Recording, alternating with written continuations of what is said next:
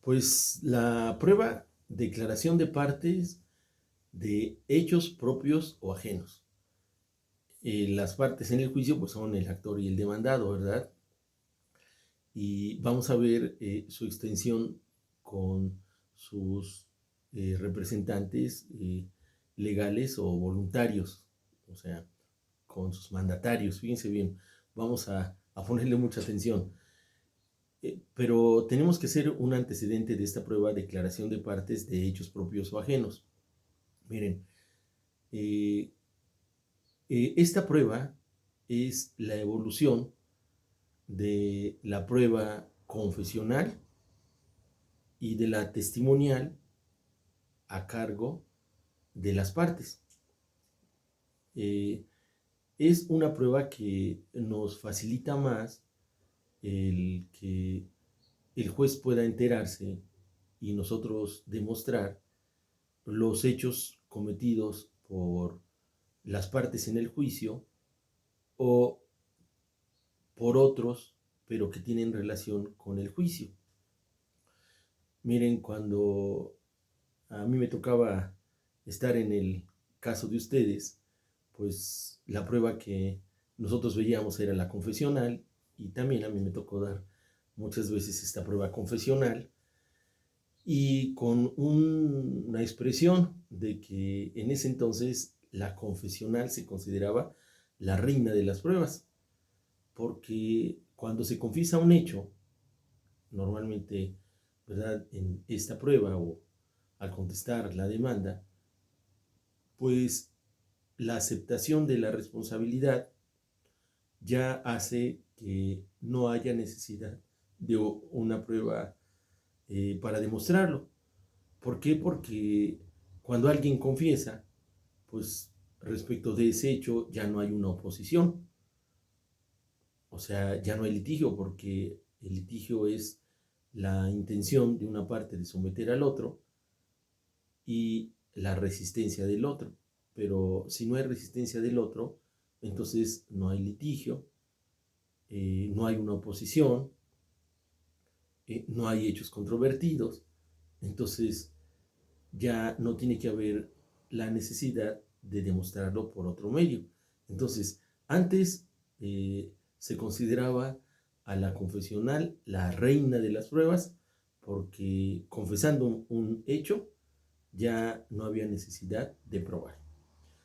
Pero, ¿qué fue pasando con el tiempo? Miren, pues entre otras cosas, por ejemplo, que una forma de defenderse, eh, pues se puede entender por lógica, ¿verdad?, del ser humano, pues es negar o no aceptar la responsabilidad. Eh, yo creo, ¿verdad?, que estas son conductas aprendidas, pero desde una tierna infancia, porque si nosotros, por ejemplo, ustedes, ¿verdad?, tienen un familiar chiquito, vamos a pensar como de unos entre 2 años y medio, 3 años, que ya hablan muy bien, llegan a su casa y hay un objeto quebrado y es el único que estaba ahí, o en el lugar, en la recámara, es el único, y le preguntan a ustedes, ¿quién lo quebró? Pues yo creo que por la manera que se lo preguntan, por la preocupación o identificar que las consecuencias no van a ser buenas, aún siendo chiquito y no habiendo pedido asesoría externa, pues va a decir, ¿quién sabe? ¿Quién sabe? Se cayó. O sea, niega.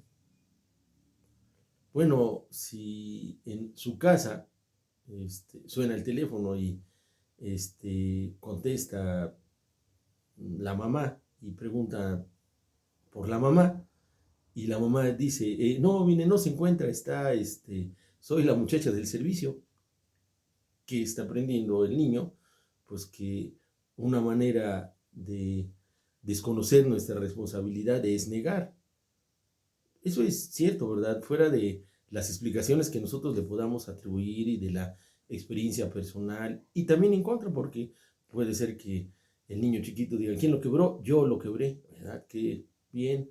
O que en la casa le preguntan, ¿Se encuentra la señora fulana? Sí, ¿cómo no? Dígame usted. Ah, bueno, pues quizás sean distintas las experiencias, pero a lo que voy es a que una manera pues elemental de defendernos es negar.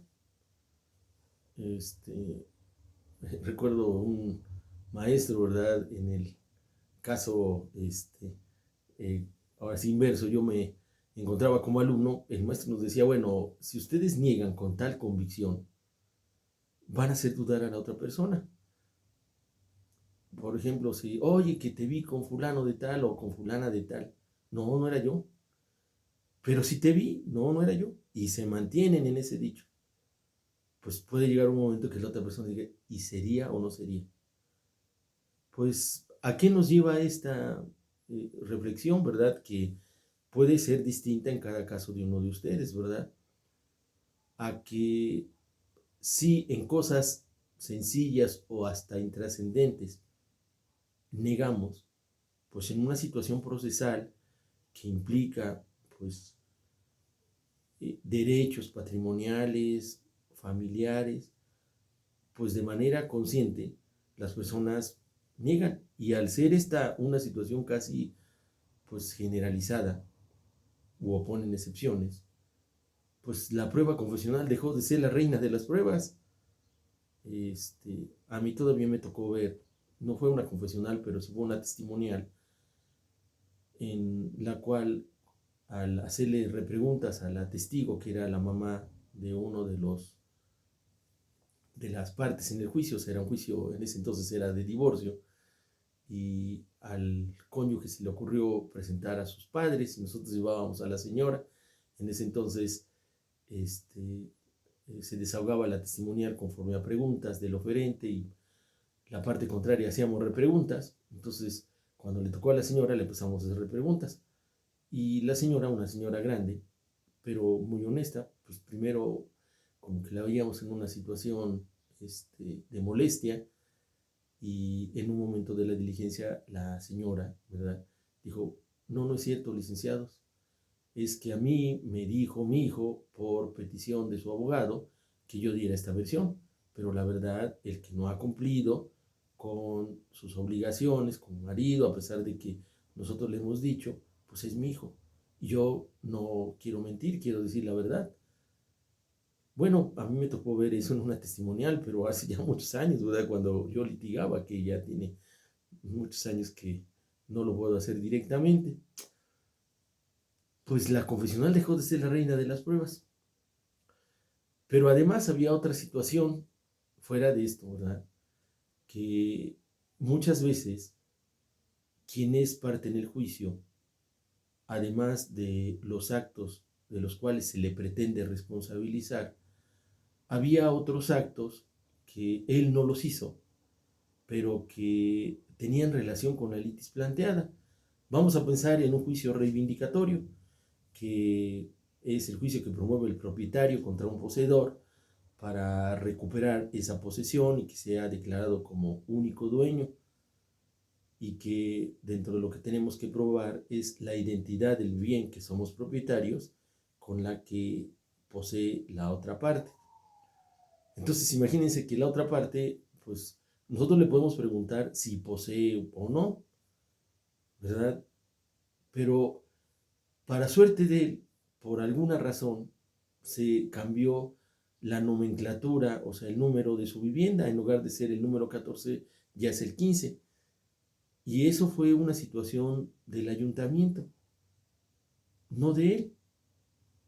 Pero imagínense qué beneficio, porque nosotros estamos pretendiendo acreditar que él posee el número 14 y nosotros somos propietarios del número 14, pero actualmente ese es el número 15 y él no lo hizo. Pero si no podemos demostrar que el que era el 14 hoy es el 15, pues entonces no vamos a acreditar la identidad, lo van a absolver y nos va a ganar el juicio. Pero fue algo que él sí se dio cuenta, porque él ha estado viviendo ahí, ¿verdad? Sus recibos del predial le llegaban con un número, hoy le llegan con otro número. Entonces, en la confesional nosotros directamente o a través de la forma normal, pues no le podíamos preguntar, teníamos que buscar, oiga, por ejemplo, en la forma de sus preguntas, si el absolvente se percató que el número 14 hoy es el número 15. Entonces, le preguntábamos como si fuese un testigo, buscábamos la manera, ¿verdad? Si es cierto, como lo es, si se percató, ¿me da cuenta? Pues el legislador, y la verdad, ustedes saben que todas nuestras reformas a las disposiciones procesales, aunque son aprobadas en el Congreso, pero normalmente pues son a propuesta de las barras o asociaciones de los abogados, de los propios jueces del Tribunal Superior de Justicia, que se dan cuenta cómo se puede llevar a cabo un mejor proceso. Y no nada más lo hacemos aquí en Puebla, sino en general. A veces hay avances en otros estados y nos damos cuenta que son buenos y entonces, oye, hay que modificar. De hecho, les he platicado que hay en puerta un Código Federal de Procedimientos Civiles y Familiares que pues probablemente cuando ustedes salgan ya se haya aprobado, más orientado hacia la oralidad. Entonces, esas reformas pues se hicieron a instancia de lo que fueron los del Poder Judicial y las barras y asociaciones de abogados, las escuelas y facultades de derecho, pero para que tuviese utilidad la prueba. Entonces, ya en lugar de ser confesional simplemente, pues se volvió declaración de partes de hechos propios o ajenos, o sea, de los hechos que implicaban la propia responsabilidad como de los hechos que se dieron cuenta, ¿verdad? O se daban cuenta, pero que tenían relación con la litis planteada. Ahora, esta es la declaración de partes de hechos propios o ajenos. ¿Cómo se ofrece la declaración de partes? Fíjense bien, en todas las pruebas nosotros siempre tenemos que identificar cómo se ofrecen, cómo se admiten y cómo se desahogan las pruebas. Pues, ¿cómo se ofrece la declaración de partes de hechos propios o ajenos? Como en todas, ¿verdad? Tenemos que decir qué pretendemos probar y también con qué hechos de nuestra demanda o de nuestra contestación de demanda están relacionados. Entonces, ofrecemos nuestra confesional. Y fíjense bien, el que la ofrece puede, desde que la ofrece, acompañar un pliego de preguntas o presentar el pliego de preguntas el día del desahogo, debidamente firmado, o formular las preguntas de viva voz. Bueno, entonces vamos a pensar que ofrecemos nuestra prueba confesional y declaración de partes y manifestamos que el día de la diligencia vamos a presentar nuestro pliego de preguntas. ¿Por qué lo hacemos así? Bueno, porque miren, queremos que la parte contraria nos entere de su contenido. Cuando nos obligaba la ley a que desde el momento de que ofrecíamos la confesional teníamos que presentar en un sobre cerrado, pues nosotros ahora sí que buscábamos cerrar lo mejor posible ese sobre, ponerle alguna señal para que se apreciara que ese sobre no fue abierto, etcétera. Pero pues hoy no es necesario porque podemos presentar las preguntas el día del desahogo. Entonces vamos a pensar que optemos porque la vamos a presentar hasta el día del desahogo. Entonces nos las van a admitir. Y el día del desahogo vamos a poder hacer la presentación de nuestro escrito o formularlas de viva voz. Fíjense bien, ¿qué les recomiendo? Yo les recomiendo que las llevemos ya por escrito porque nos da la oportunidad de revisar que estén bien elaboradas nuestras preguntas y que no en el momento pues vayamos a tener una pregunta que se nos desecha y tengamos que replantearla. ¿Por qué? Porque todas las preguntas, así las hayamos presentado por escrito en ese momento o las formulemos verbalmente, tienen que ser calificadas. ¿Cómo tienen que ser calificadas? Fíjense bien, calificar una pregunta significa admitirla, pero porque cumplimos con las reglas para formular esa pregunta. ¿Cuáles son las reglas para formular esas preguntas? Pues primero, esas preguntas tienen que ser respecto a la litis planteada. O sea, no podemos formular una pregunta de algo que no sea la litis planteada. ¿Cuál es la litis planteada? pues los hechos constitutivos de la acción, los hechos en que se funda la acción, o los hechos en los que fundamos las excepciones, o sea, los hechos donde hay controversia. Entonces, nuestras preguntas deben estar formuladas respecto de los hechos litigiosos. Cada una de nuestras preguntas debe contener un solo hecho. ¿Cuál es la razón? Miren, que si le formulamos en la misma pregunta dos hechos, como ahorita vamos a ver al contestarla, pues la persona que responde, que es el absolvente, tiene que decir sí o no. Si dice sí, pues está diciendo sí a los dos hechos. Si dice no, está diciendo no a los dos hechos. Entonces, solo pueden contener un solo hecho. La persona que formula las preguntas se le llama articulante, o sea, el que las elabora, el articulante.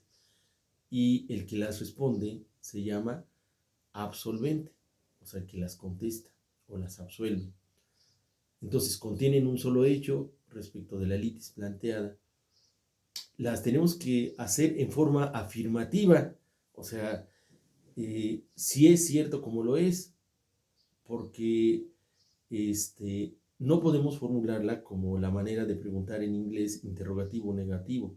No es cierto que esto, porque como el absolvente tiene que responder sí o no, acuérdense ustedes, si ya lo vimos, dentro de las reglas del idioma, la negativa a una negativa implica una afirmación o una aceptación. Entonces, se tienen que formular positivamente para que la parte contraria, la persona que absuelve, pueda responder sí o no. ¿Vale? Y nuestras preguntas no pueden ser insidiosas. Una pregunta insidiosa es una pregunta que le pretende hacer cometer un error. ¿Cómo qué le podríamos preguntar? Digo, eso aquí en materia procesal civil, pues se los van a, a desechar, les van a desechar la pregunta, pero afuera no. Fíjense nada más que si ustedes le preguntan a una persona, si es cierto como lo es, que ha dejado de golpear a su esposa. Si la persona contesta que sí, pues es que antes le pegaba. Y si la persona que responde contesta que no, es que le sigue pegando. O sea, cualquiera de las dos respuestas lo conduce al error. Entonces, esa pregunta se las van a desechar. O sea, tiene que ser en sentido afirmativo, pero no ser insidiosa. Entonces, así le podemos hacer las reglas. Por eso yo les recomiendo a ustedes que las lleven ya por escrito, para que ya las lleven reflexionadas y bien estructuradas, y no en el momento hagan una pregunta, que se las desechen y vayan a estar ahí pasando una apuración a ver cómo la formulan nuevamente. Entonces, yo les recomiendo. Entonces, ya está admitida su prueba, ya están en el día del desahogo. Fíjense bien, si el día del desahogo, pues es así, tiene que estar presente el desahogo de esa prueba, pues es a cargo del contrario. Y aquí hay algo sumamente importante. Miren, la parte contraria tiene que ir personalmente. Nosotros ofrecemos esa prueba a cargo de la parte contraria personalmente, ¿verdad?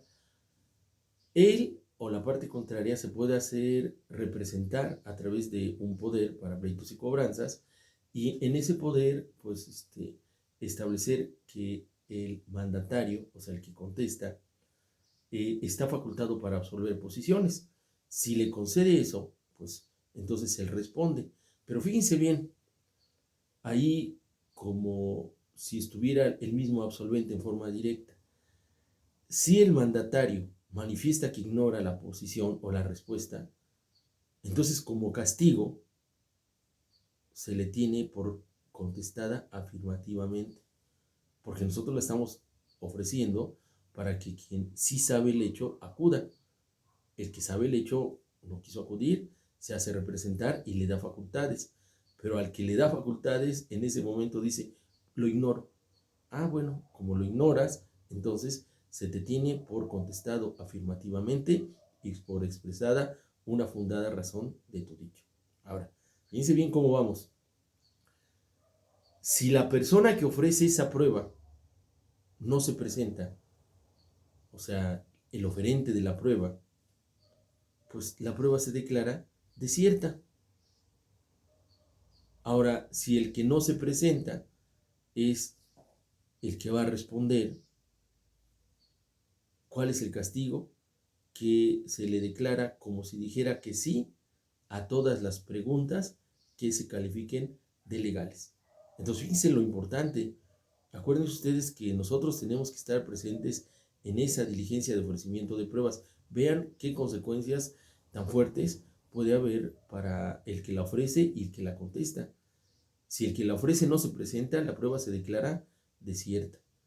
Y si contra quien se ofrece o a cargo de quien se ofrece no se presenta, se le declara como si estuviera aceptando o diciendo que sí a todas las preguntas que se califiquen de legales.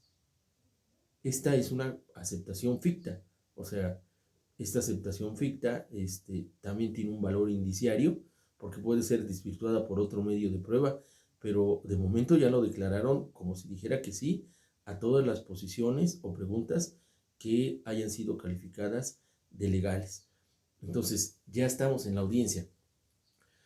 La persona, en la audiencia, pues van a estar presentes los abogados patronos de uno y otro, pero no pueden asesorar a la persona que es el absolvente o la persona que contesta, y la persona que está asesorando al que elabora las preguntas, pues tiene que estar muy pendiente de que no se dé esta asesoría. Y si vemos que su abogado está pretendiendo a través de una seña, un cierre de ojo, o levanta la mano o algo así, pues vamos a pedir que se retire, que le apliquen las correcciones disciplinarias, porque en ese momento de la diligencia, pues no se puede estar dando asesoría a la persona. Cuando nosotros preparamos a nuestro cliente, que llevamos a la parte a cargo del que está contestar las preguntas, pues lo que le deben hacer ustedes es tranquilo, usted escuche las preguntas, si no entiende alguna, pregúntele al personal del juzgado, porque se formulan, pero las califica y las lee el personal del juzgado. A ver si es cierto como lo es, que esto. Ya les pregunta. Si no entiende usted, diga que no entiende, que se la expliquen. Y si a pesar de la explicación no la entiende usted, pues acuérdense que la defensa elemental es negar, entonces que diga que no, ¿no? ¿Por qué? Porque acuérdense que la negativa implica que la carga de la prueba entonces corresponde a la otra parte. Entonces ya es una defensa adecuada. Si no entiende usted, pregunte. Y si después de que pregunta usted sigue usted sin entender, pues mejor diga usted que no, porque entonces ya la carga de la prueba procesalmente corresponde a la otra parte. Entonces, aquí ya se formularon las preguntas, se calificaron de legales, por conducto del personal del juzgado se le empiezan a hacer a la persona que es el absolvente, la persona contesta primero sí o no, y después expone una razón de su dicho. Así va, pregunta por pregunta, pregunta por pregunta. Cuando se termina esa diligencia en general, ¿verdad? Pues firman el acta de la diligencia y pues ya el resultado, espero que si llevan ustedes a la parte actora o a la parte demandada, pues sea bueno para ustedes. ¿Cuáles son los riesgos? Pues los riesgos son que en el momento la persona que contesta, pues se ponga nerviosa y conteste con evasiva, porque le van a tener por aceptados los hechos, o que sea una situación estresante y que no se presente, y que si se trata del que la ofrece se declare desierta, o si se trata del que debe contestar, pues y no se presenta, le tienen por aceptadas, y como si dijera, expresara una fundada razón de su dicho, de todas las preguntas que se califiquen de legales. Entonces, esta es la prueba, declaración de parte de hechos propios o hechos ajenos. Entonces, si ustedes pues son mandatarios y comparecen en un juicio para representar a su cliente en el desahogo de la prueba declaración de partes, pues la facultad que les den tiene que ser expresa en el instrumento, o sea, en el documento, que es expedido por un notario, de que están facultados para absolver posiciones. Ahí entonces ya las contestan y les digo, tienen que contestarlas porque si dicen que no saben, se les tiene por admitidos. Hay reglas específicas que pues miren, no explicamos acá, ¿verdad? Porque son específicas de los cedentes, los cesionarios, que son pues contratos civiles que ustedes están por ver, porque ahorita en derecho civil ustedes han de estar, todavía no han de haber entrado al curso de obligaciones, ni de contratos en particular, entonces ahí no tiene caso que expliquemos las figuras jurídicas de la cesión de derechos.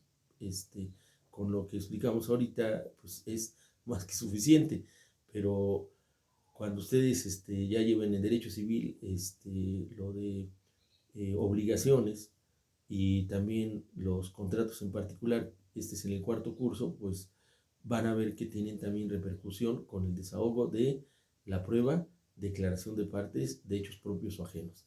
En este caso, aquí damos por concluida la declaración de partes de hechos propios o ajenos y en la siguiente sesión vamos a apurarnos para ver la prueba testimonial, la prueba de pericial, la inspección judicial y finalmente la presuncional. Son más cortitas, estas fueron un poquito más largas. Si tienen alguna duda, pues con mucho gusto por correo estoy a sus órdenes. Que estén muy bien, compañeros. Muchas gracias. Hasta luego.